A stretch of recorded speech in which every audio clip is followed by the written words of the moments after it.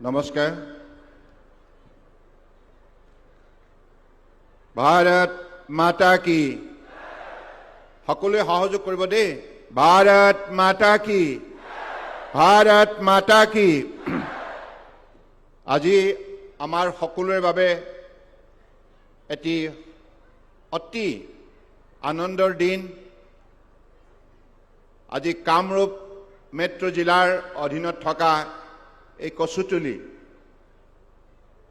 10ম Assam police বেটেলিয়নৰ নতুন তেখেতসকলৰ মুখ্য কাৰ্যালয় চৌহদৰ নিৰ্মাণৰ বাবে আজি আধাৰশিলা স্থাপন কৰাৰ এই শুভক্ষণত আমাৰ মাজত আহি আমাক উৎসাহিত কৰা ভাৰতবৰ্ষৰ শক্তিশালী, সাহসী আৰু সফল গৃহমন্ত্ৰী মাননীয় অমিত শ্বাহ ডাঙৰীয়া, অসমৰ মাননীয় ৰাজ্যপাল লক্ষ্মণ প্ৰসাদ আচাৰ্য ডাঙৰীয়া, অসমৰ জনপ্ৰিয় মুখ্যমন্ত্ৰী ডক্টৰ হিমন্ত বিশ্ব শৰ্মা ডাঙৰীয়া, অসম চৰকাৰৰ মাননীয় মন্ত্ৰী পীযুষ হাজৰিকা, কেশৱ মহন্ত, ৰূপেশ গোৱালা ডাঙৰীয়া, সাংসদ বিজলী কলিতা মেধি ডাঙৰীয়ানী,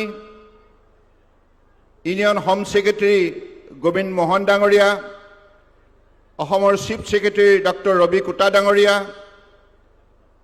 ইণ্টেলিজেন্স ব্যুৰোৰ ডাইৰেক্টৰ তপন কুমাৰ ডেকা ডাঙৰীয়া, ডিজিপি হৰমিত সিং ডাঙৰীয়া, additional chief secretary Ajay Tiwari ডাঙৰীয়াৰ লগতে অসম চৰকাৰৰ, ভাৰত চৰকাৰৰ বিষয়া কৰ্মচাৰীসকল আৰু সমবেত এই অঞ্চলৰ পৰম শ্ৰদ্ধা ৰাইজ, জয় জয়তে। আজি এই শুভক্ষণৰ সমবেত হোৱা আপোনালোক সকলোৰে প্ৰতি মই মোৰ আন্তৰিক শ্ৰদ্ধা আৰু কৃতজ্ঞতা জ্ঞাপন কৰিছোঁ।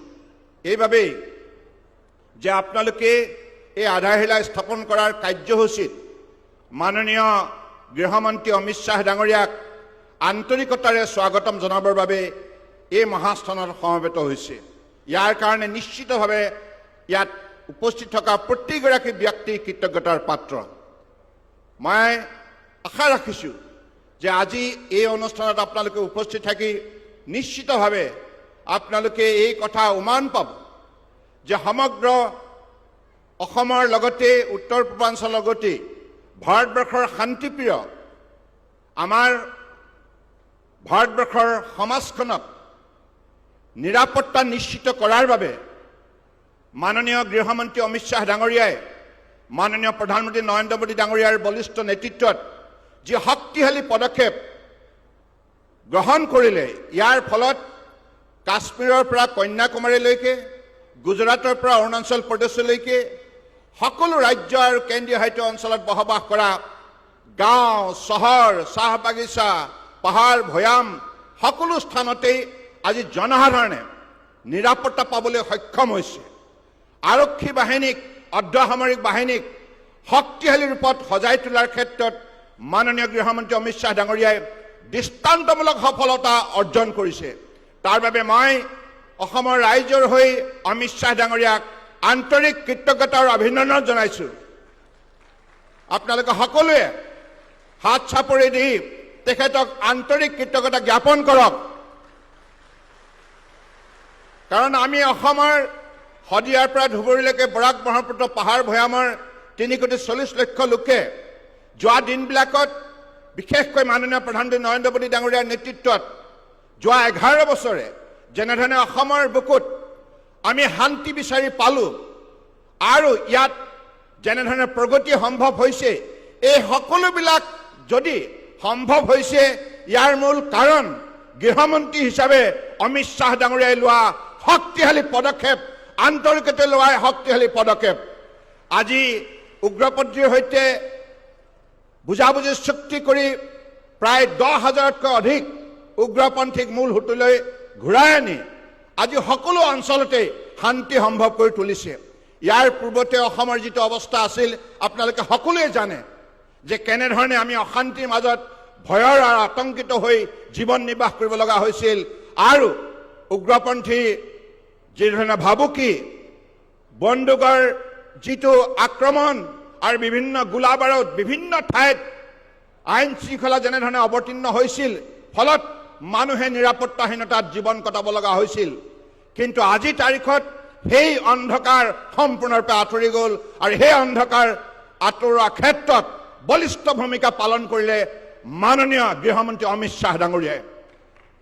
আৰু সমান্তৰালভাৱে অসমৰ বৰ্তমান মুখ্যমন্ত্ৰী ডক্টৰ হিমন্ত বিশ্ব শৰ্মা ডাঙৰীয়াই দিনে নিশাই পৰিশ্ৰম কৰি জনসাধাৰণক আস্থাৰ বিশ্বাসত লৈ যেনেধৰণে উন্নয়নমূলক কামত আন্তৰিকতাৰে পদক্ষেপ গ্ৰহণ কৰিছে, তাৰ ফলত আজি অসম দুপে উন্নতিৰ জখলাত বগাবলৈ সক্ষম হৈছে।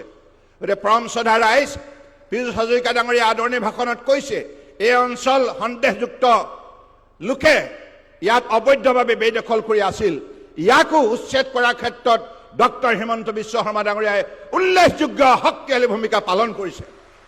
গতিকে সেইবাবে পৰম শ্ৰদ্ধা ৰাইজ, মই বেছি দীঘলীয়া বক্তব্য নাৰাখোঁ, কাৰণ আমি বক্তব্য শুনিবলৈ আহিছোঁ সকলোৱে মাননীয় গৃহমন্ত্ৰী অমিত শ্বাহ ডাঙৰীয়াক।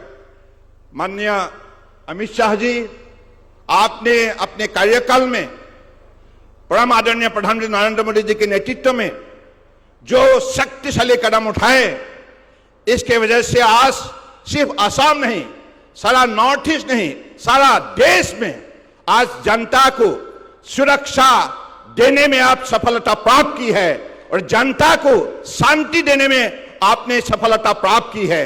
और इसलिए ये जो शांति का माहौल, इस माहौल पे आज जनता विकास के सिलसिले में अपने आप को विशेष रूप से वहां शामिल करने के लिए जनता को एक सुनहरा मौका मिला है।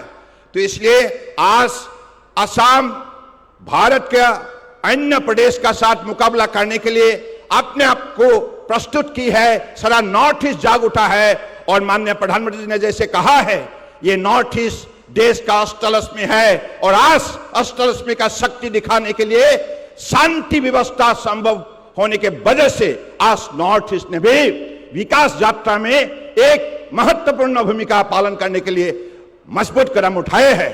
तो मैं इसलिए आपको असम के हर नागरिक की तरफ से, मैं असम का एक निवासी होने की तरफ से आपको विशेष रूप से आभार व्यक्त करना चाहता हूं और आपका जो शुभकामना, आपका जो सहयोग हमेशा मिले रहे, ऐसे ही हम लोग सबका मानना है और ये मिलते रहेंगे, क्योंकि आप हमेशा असम और नॉर्थ ईस्ट को बड़े आदर्श करते हैं, बड़े स्नेह करते हैं और आज आपने भक्ति भावनाओं से देश के नागरिक को जैसे सेवा की है, इसकी वजह से आज देश को विकास के रास्ते पर तेज से चलने के लिए शक्ति मिला है।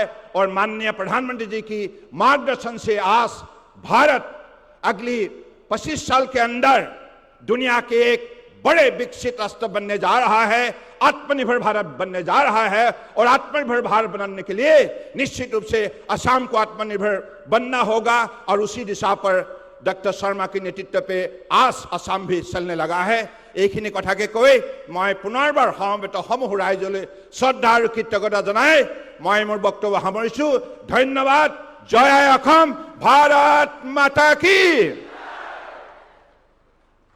Anytimes 24/7. Your news, your voice.